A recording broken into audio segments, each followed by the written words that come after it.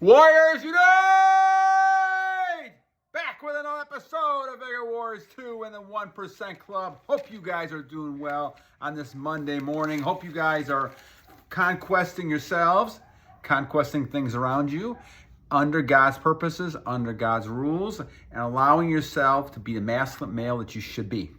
All right, so before we go into our topic, which I think is going to be an interesting one today, I try to get interesting ones based on what you guys send me as questions and things like that, but we'll see if this one is interesting enough for you guys as well.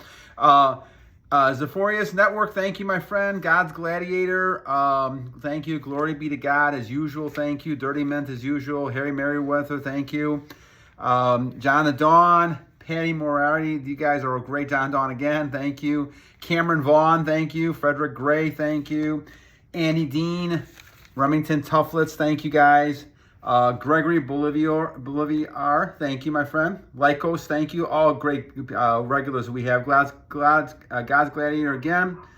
Some Andres, thank you. Glory be to God again. Thank you, my friend. Marion Jackson. Youngest Art Debachi, thank you. Jonathan Sanchez, thank you. Not available, thank you. Dr. Vaughn, Life's Investing, thank you, my friend. Not available again, thank you. I appreciate it. Oleg and Bren123. We have a number of lists to go through, but I appreciate your comments, and I try to do some shout outs to people every so often when I can. All right, so now let's talk about this topic. This topic is going to be sex without releasing, under semen retention. Now, I want to give shout outs to people like Brilliance Winz, who just sent me a message asking me to talk about this. Do Bronx /G, who also asked to talk about it, wanted to kind of get some ideas and kind of game some feelings on this.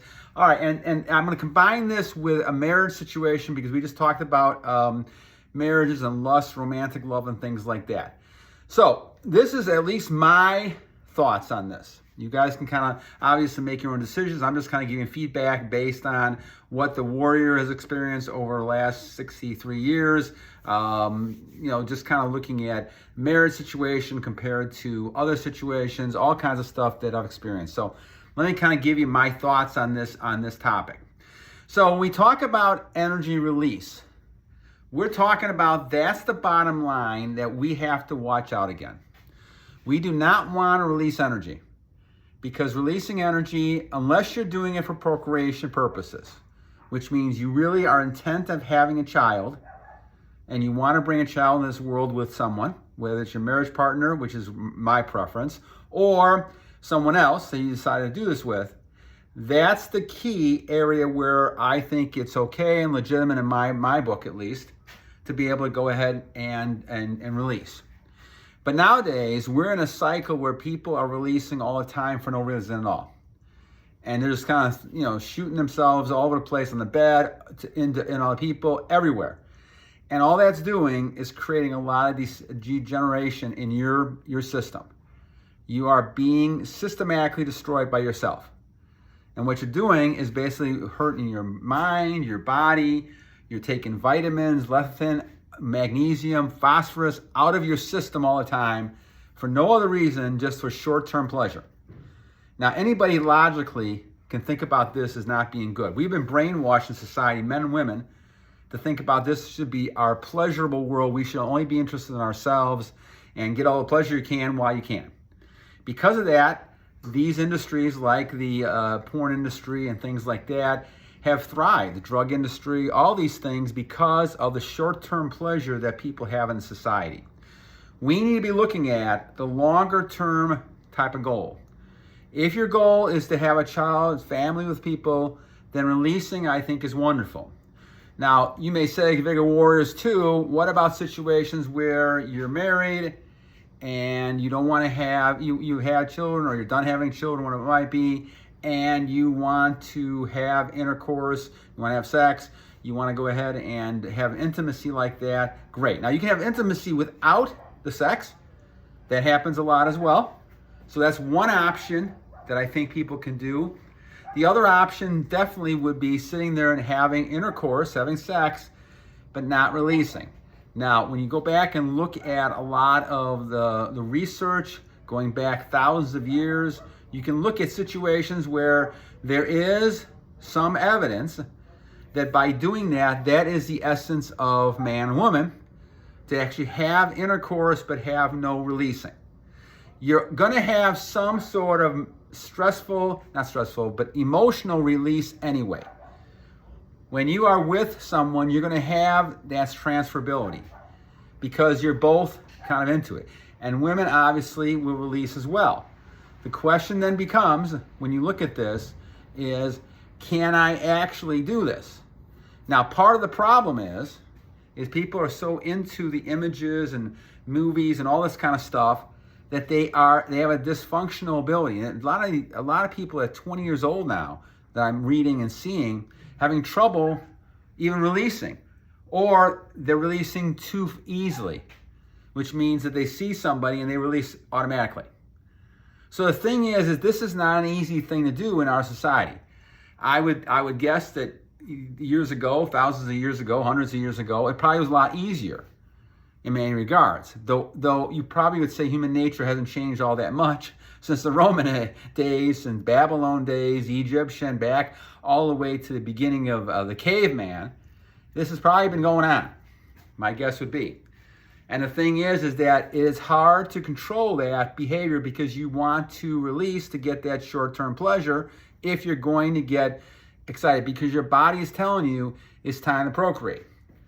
So whenever you're fooling around with this, you're basically saying, okay, I'm not actually going to procreate, but I'm going to have the pleasure of it anyway. Now, it can't be done, it can be done. But the problem is really is this something that you want to go down to? Now, having one person doing this with is one thing. And in fact, if it's your wife or a girlfriend or something like that, that's a whole different matter. And you're with that person, you're not cheating on that person, you're not doing other things with other people. You're basically having that one person. So I think this is why the Bible talks about if people are in lust and they need all kinds of partners, it is recommended that they get married, because they don't want the lust to overcome them to the point where they can't control it and it becomes an addictive behavior. So yes, then it talks about marrying in that kind of case. That's if you're at the point where you can actually go ahead and be, your celibacy is something that you can hold on to through your releasing of energy.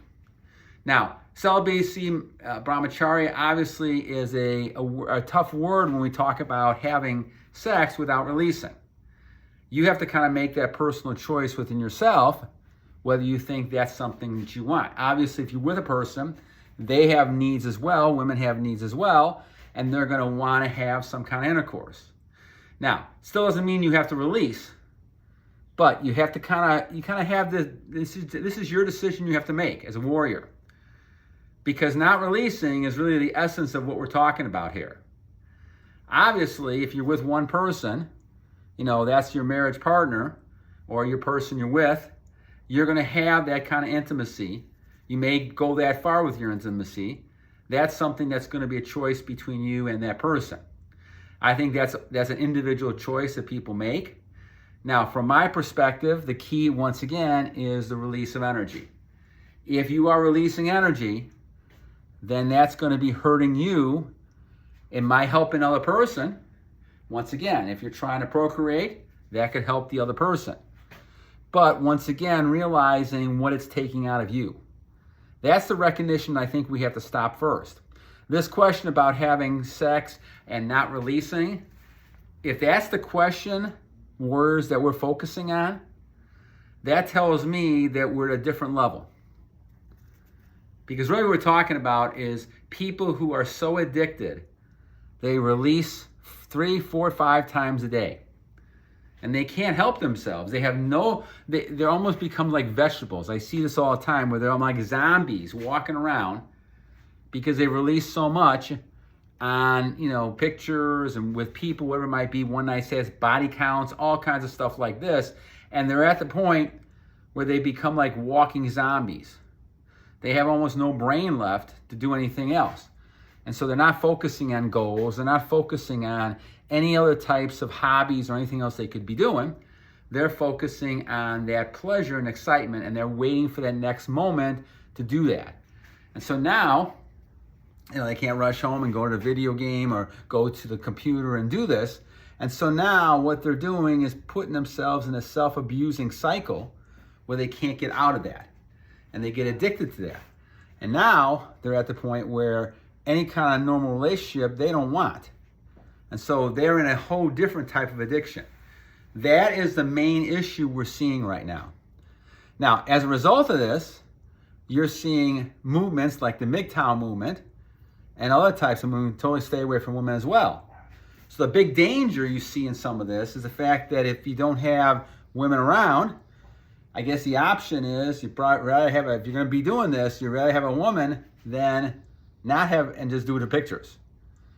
But this is a fine temptation line that you're going through. The best option would be basically not to release at any point. Now, how we do that, obviously we go back to everything we've been talking about. We have to go ahead and set up goals. We have to keep our mind preoccupied. We have to think of women in a certain way. I think of them as my wife, my daughter, and my mother. I guess my mother, my daughter, my sister, things like that. And there was no way you're going to think about any kind of temptation thoughts with that type of mentality. So that's worked really well. And whenever I see a situation that could be an issue, I kind of go back to that a little bit, and I try to get busy. I try to go work out. I've been doing a lot of workout lately, exercising. I swim 3 times every morning at 5:30, go for a walk with dogs. I do a lot of walking, treadmill stuff, besides working, all kinds of stuff like that. I try to get my mind to the point where I don't have time for that sort of thing. And that's one of the ways that I've been able to solve this for the last 1,500 days. And that's a good habit to form to kind of get away from it. But if you're in a situation with a person, and obviously you want to keep that relationship, and that person needs intimacy, there's no reason why you can't have intimacy, but you have to see how far you can go without you actually releasing. Some people can do it. Some people can have intercourse without releasing at all. But that's going to be a mindset again of thinking. You have to get excited enough to do it, but then you also have to get excited enough you can't be too excited to be releasing. So this is a tough type of situation to go into. And so when people ask me this, I think Brilliance Winz do Bronx/G talking about this. This is not an easy topic, but it does show me that if people are thinking at that level, I think you're thinking about the fact that now you understand that releasing is bad. Now, releasing, except for procreation, is bad. We want to be able to save as much of our God-given fluids and vitamins and nutrients that we can. That's crucial. But beyond that, obviously, God has given us the ability to enjoy things and be able to do it. If your mind is strong enough that you can go ahead and do this, then I think that with that person, a special person, I obviously wouldn't recommend doing it with 100 people and all the kind of stuff that people do nowadays, because temptation gets stronger in different ways. But there's no reason why, if you are strong enough, that you should not be able to do that with your significant person that you're with. Like I said, I prefer the marriage, but a lot of people are doing other things at this point in time. But the key, again, going back to this whole thing we're talking about, is having an ability to be able to have abundance and get excitement and pleasure that God has given us to be able to have as a human being, but not being able to lose all that energy, all that stuff that God has given us. And just because you're having intercourse doesn't necessarily mean it equates with releasing. That's one of those other misconceptions that I think have been down through the ages, that people think, well, just because you have the sex, you have to release. That's something that I think you have to be very cautious about, because the idea is that you're only really releasing for procreation.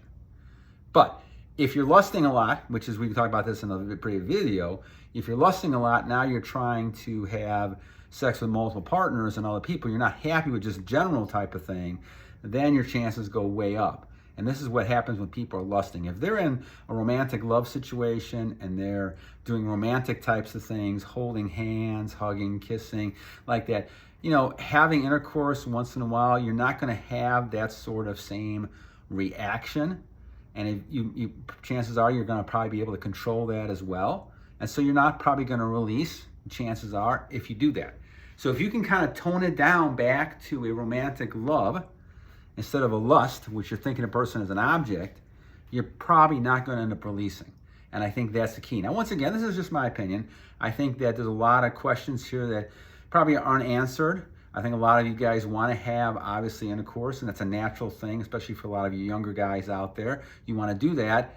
But the thing is, as you get older, and like my age in the 60s, you're thinking about transmuting that into higher purposes. Because I'm trying to get to God. That's what I'm trying to do. I'm trying to avoid all those pitfalls that will take me back away.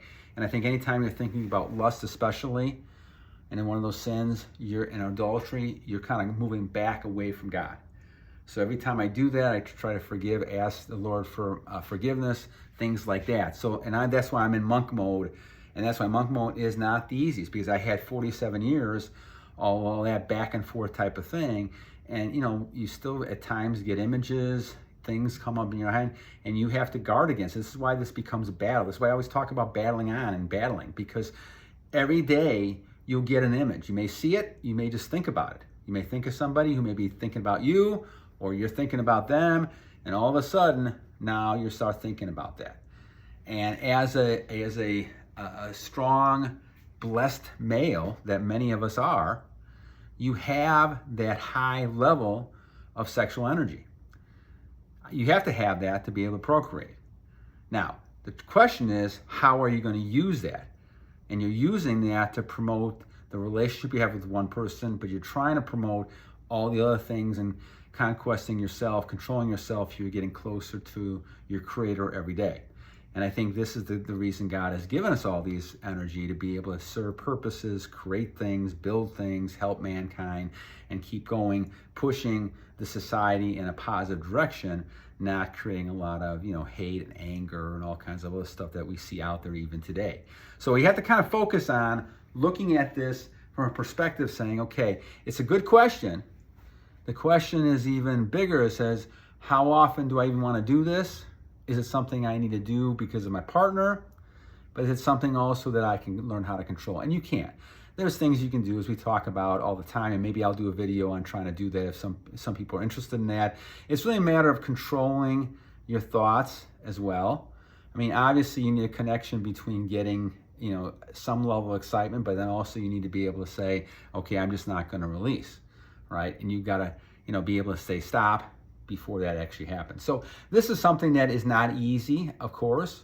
It's a touchy topic to some people as well. So it's not something that we always kind of try to talk about, you know, all the time. But the thing is that the main thing we're trying to do, because we have so much of a problem, epidemic in this, in my opinion, is the idea of people just releasing. And they're losing energy, they're looking bad. I see it all the time. I can tell people who basically have released all the time. You can just tell in their older age, they're younger. You can see it. They're withdrawn. Their bones are drawn. You can just see it now. I notice it a lot more the longer I'm on the streak.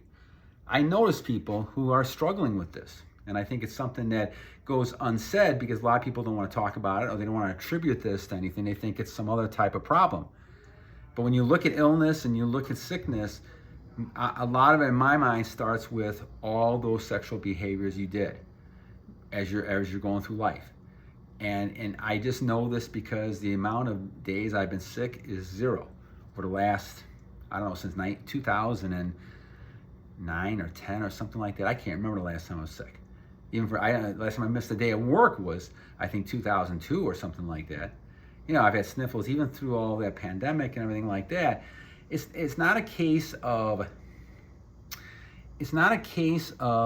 looking at medical science for the answer. It's a case of looking at what has traditionally been done through the ages. And all you got to do is look at relationships with your God and realizing God has given you a perfect body. Why are you destroying this body with all that self-abuse to the point where now you're lessening what God gave you? I think God, if he was sitting up there talking, thinking about this, he probably would say, boy, it's a shame that all these people are wasting their lives. I'm releasing all the time. When they could do a lot of other great things and still getting the satisfaction and the abundance and happiness through all the other things, even though they're not doing it. And that's what I think the big misnomer is, my friends, is that people think that the pleasure is in all the releasing. In actuality, it's the opposite. The less you release, the more you enjoy the rest of yourself. You get to better yourself, you get your communication more with your creator, and all of a sudden, now life becomes even better than it was, not worse. And that's the key. All right, my friends. Well, I hope you guys have a good start of the week. Thank you, guys. Once again, thank you for the comments, Brilliance Winz and Deep Rock /G. I hope I answered. I probably didn't answer it to the best that you wanted me to do, but I give you my opinion on this thing. Once again, I think it's doable, but I think it's hard for individuals in society now to do it because they're programmed to release all the time, so it's probably something they should just totally avoid. But if you're in the old state of mind, if you're able to control it enough, and you have a partner who needs to have their needs met by doing that, then that's something you have to kind of decide upon, and certainly you have to do it with procreation regardless. And there's been studies done, and I was going to cut this short, but the couple studies we talked about before talk about the fact that when people had celibacy for a long period of time, and then they wanted to have children, were successful right off the bat. So there's no reason why you could not be doing that. If you're holding your seed in and you're basically not just throwing it out there for anything, you're going to be ready to go when the time comes when you do want to have children. And remember, guys, warriors, men can have children up until they're in their hundreds. You know, if you stay healthy, you should be able to be this way till you're 80, 90, 100 years old because you're holding in that seed. I believe that fully, and I think certainly that's my goal, to live a long life and be closer to God each day. We shall see what happens, but for 4 years, I feel tremendous, and I feel like we're on the right path.